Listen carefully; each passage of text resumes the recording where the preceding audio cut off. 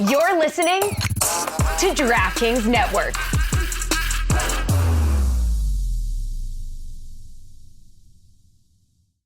Warning, this product contains nicotine. Nicotine is an addictive chemical. If you're a smoker or dipper looking to make a change, you really only need one reason to do it. But with Zyn nicotine pouches, you can find many.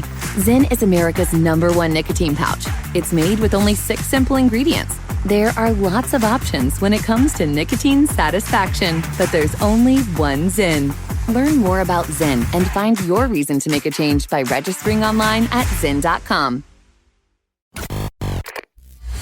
It's not often that during the show we get this type of breaking news because it's never that Woody Johnson fires his coach mid-season. He's never done it, David. Ever. Right. In a quarter of a century. I know. And we are there right now, 5 games in, done with his coach, and his statement was a first-class FU to his former coach. Really? Okay, wow. Boy, did he go after him, and I can't even understand why it would be necessary to do that. Is it super long, or can you read it to us? It is. I'm going to read only the pertinent parts. Okay. He did say that I informed Robert Saleh that he will no longer serve as the head coach of the Jets. Then Jay Glazer reported that Woody Johnson actually went to Robert's office.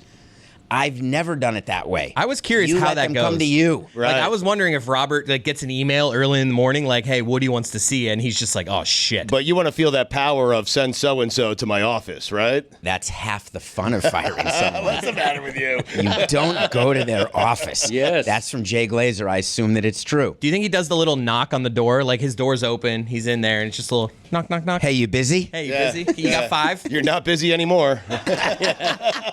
I bet you got some time for me.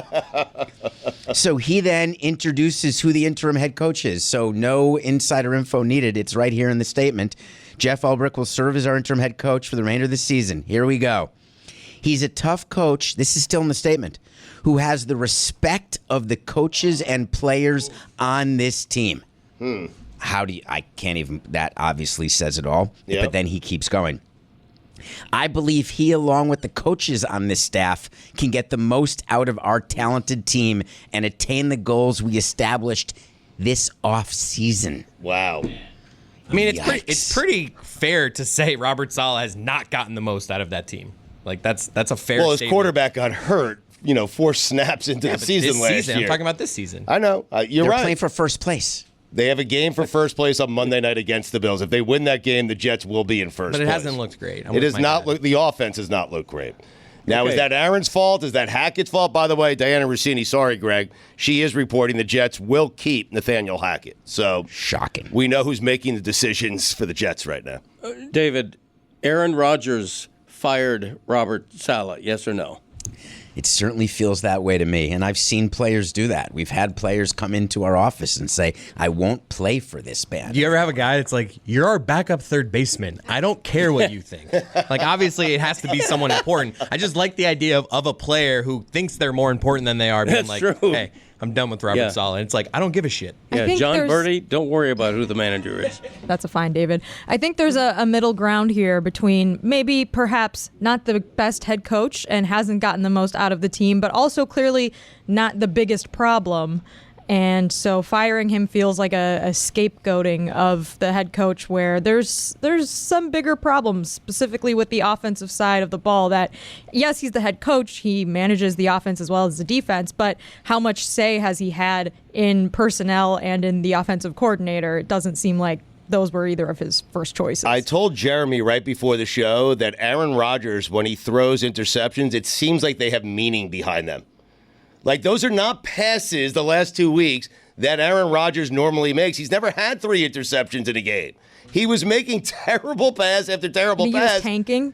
You cannot win games and get your coach fired. It doesn't work like that.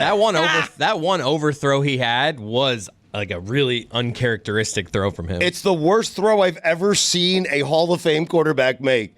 This is the greatest thrower of a football, maybe him and Dan Marino, that I've ever seen. It can't be worse than the Derek Carr first interception last night. Yeah, but he just chucked it to the right Oh, side of that the was field, so thinking bad, he was Chris. throwing it out of bounds, and it just didn't get out of bounds. You root for that in a Right. Monday Night Football game because that's when you decide, all right, I'm going to get my jammies on. I'm going to bed early. I love how I piqued David Sampson's interest because what I'm accusing Aaron Rodgers of doing is tanking the last 2 games to get his head coach fired.